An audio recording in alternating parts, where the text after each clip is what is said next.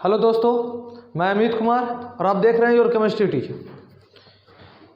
आप लोगों को कल केमिस्ट्री का एग्ज़ाम है और सभी चैप्टर को हमने डील किया। क्वेश्चन बैंक भी आपको बता दें, क्वेश्चन बैंक का ही क्वेश्चन बताया। जितना भी मैं वीडियो डाला ना वो सब क्वेश्चन बैंक का ही। और आज हम सॉल्व जो आपको सरफेस केमिस्ट्री का जो क्वेश्चन है, पृष्ठ रसायन का जो पूछ लिया है क्वेश्चन बैंक में जितने भी क्वेश्चन है ना उसको शॉर्ट रिवीजन करा देते हैं। आप इसे अच्छे से देख लीजिए, इससे भी 2 नंबर का क्वेश्चन बनते हैं। जैसे आपका पहला क्वेश्चन भौतिक अधिशोषण और रासायनिक अधिशोषण में मुख्य अंतर क्या है, 2 नंबर में पूछ सकते हैं। इस चैप्टर में what is the main difference between physical adsorption and chemical adsorption जो है ना क्वेश्चन अच्छा पूछ सकता है 2 नंबर में। तो आप याद रख सकते हैं कि फिजिकल एडजॉर्प्शन जो होती है ना, भौतिक अधिशोषण जो होती है दुर्बल वंडर डर बल के आकर्षण के कारण होती है, और जो रासायनिक जो होती है प्रबल रासायनिक बल के कारण होती है। और फिजिकल जो होती है रिवर्सेबल होता है, रिवर्सेबल में उत्क्रमणीय होती है, लेकिन आपका केमिकल रिवर्सेबल नहीं होती है। और फिजिकल में एक्टिवेशन एनर्जी से जो संक्रियन ऊर्जा होती है ना, संक्रियन ऊर्जा एक्टिवेट करने में जो ऊर्जा लगती है ना वो कम होती है, लेकिन इसमें संक्रियन ऊर्जा अधिक होती है। याद रखना पड़ेगा, फिजिकल में सक्रियन ऊर्जा कम होती है, रासायनिक में सक्रियन ऊर्जा ज़्यादा होता है। फिजिकल में आपका फिजिकल जो प्रोसेस है उत्क्रमणीय है, केमिकल अनुत्क्रमणीय है। वंडर बल इसका आकर्षण बल ज़्यादा है, इसका आकर्षण बल फिजिकल में आकर्षण बल कम होते हैं और केमिकल में रासायनिक बल के कारण अधिक होते हैं। और आप याद रख सकते हैं कि फिजिकल में जो हीट का एडजॉर्प्शन जो होती है ना, हीट का जो एडजॉर्प्शन होती है आप इसे याद कर सकते हैं। हीट का जो एडजॉर्प्शन होती है 20 से 40 किलो जूल मोल इनवर्स होती है, लेकिन इसमें 40 से 400 बहुत ज़्यादा इसमें।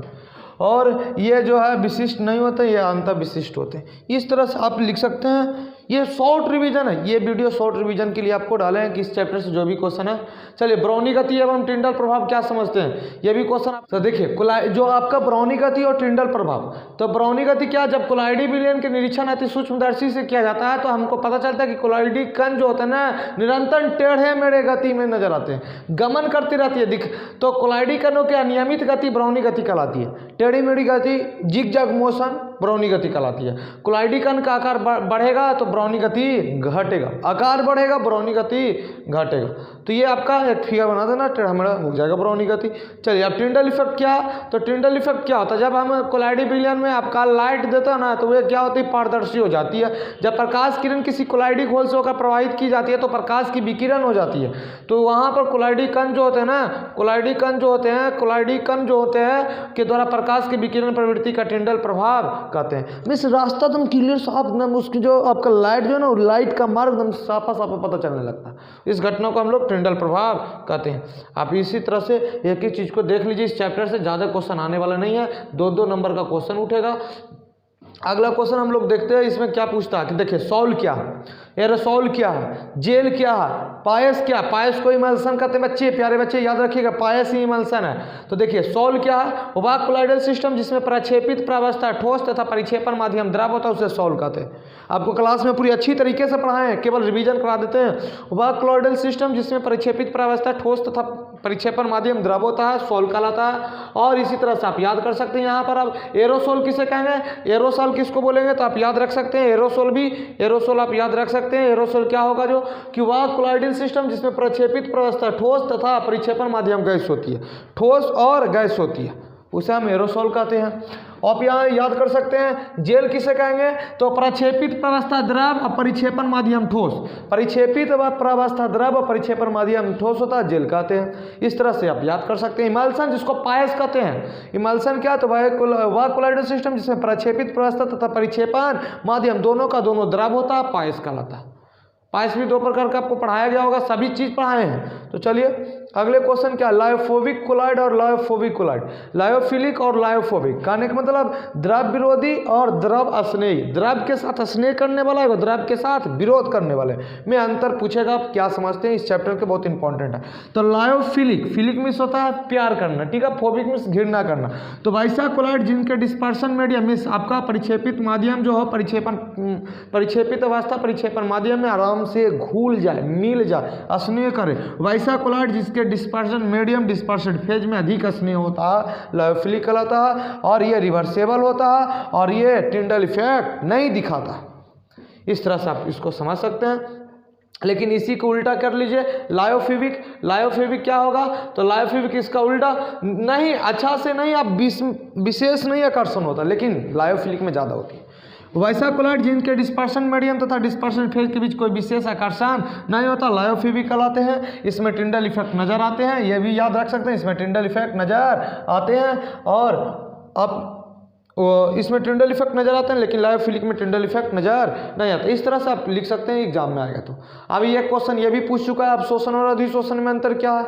अवशोषण और अधिशोषण। तो अवशोषण जो होते हैं ना, एब्जॉर्प्शन जो होती है वो क्या होती है? बल्क फेनोमेना होती है। और एब्जॉर्प्शन सरफेस पर आपको स्पंज में अंदर तक रस प्रवेश कर चुका है, अंदर तक, तो उसे हम लोग बोलेंगे क्या चीज़? एब्जॉर्प्शन। एब्जॉर्प्शन सतह पर जैसे आप घर के ऊपर पेंट करते हैं तो सतह पर ही पेंट हो पाता। तो आप इस तरह से आप याद रख सकते हैं, इसमें पदार्थ संपूर्ण आंतरिक क्षेत्र में समान रूप में वितरित होती है, लेकिन इसमें पदार्थ केवल सतह पर अभिशोषित होती है। और आपका अवशोषण की दर समान होती है, लेकिन अधिशोषण का प्रारंभ में अति तीव्र होती है, लेकिन फिर कम जाती है। कोलाइडल बनाने की विधि आप क्वेश्चन पूछ सकता है, कोलाइडल बनाने की विधि से भी पूछ सकता है। आपका संघानन विधि क्या है? संघानन विधि से आप संघानन विधि से क्या समझते हैं? यांत्रिक विधि से क्या समझते हैं? ये सभी क्वेश्चन आपको पूछ सकता है कोलाइडल विलयन बनाने के विधि से। तो अब हम सभी डिटेल में पढ़ा चुके हैं, आपको शॉर्ट रिविजन करा दिए हैं, ये सभी क्वेश्चन को देख लीजिए। इस विधि में छोटे कणों को संघानित करके कोलाइडी आकार का कण प्राप्त कर लेते हैं, संघानन विधि कहलाता है। और डिस्पर्सन विधि जो परिक्षेपण विधि जो होती है बच्चे, वे क्या होता है? इस विधि में बड़े आकार के कणों को विभाजित करके कोलाइडी का आकार के कण प्राप्त करते हैं, उसे हम परिक्षेपण कहते हैं। आप इसी तरह से एक क्वेश्चन और देख लीजिए, पेप्टीकरण क्या है? ये भी क्वेश्चन पूछ सकती है कि वह प्रक्रिया जिसमें किसी ताजे बने अवक्षेप से एकदम याद रखिएगा, ताजे बने अवक्षेप से उचित वैद्युत अपघट मिलाकर कोलाइडी विलयन में बदलना या कोलाइडी विलयन बनाना पेप्टीकरण का था। ये भी क्वेश्चन पूछा हुआ, पेप्टीकरण से क्या समझते हैं? तो वह प्रक्रिया जिसमें किसी ताजे बने अवक्षेप के उचित वैद्युत अपघट मिलाकर कोलाइडी विलयन में बदला जाता है, पेप्टीकरण कहलाता है। ये सभी क्वेश्चन आपको पूछने वाले हैं। ये आपका पूरे सरफेस केमिस्ट्री का क्वेश्चन, ये इंपॉर्टेंट क्वेश्चन है, इससे इतना पूछ चुका है, ये क्वेश्चन बैंक का क्वेश्चन है आपको।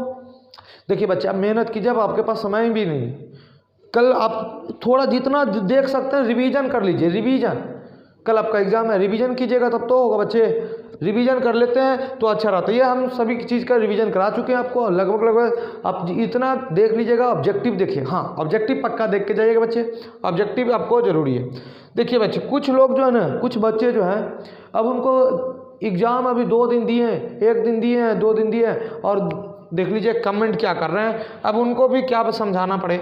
अब देख लीजिए, आप खुद देखिए, कुछ बच्चे जो हैं कमेंट क्या करते हैं, देख लीजिए, सर 5 के डांस और प्रोग्राम कुछ भी है सर, क्योंकि एग्ज़ाम नहीं है।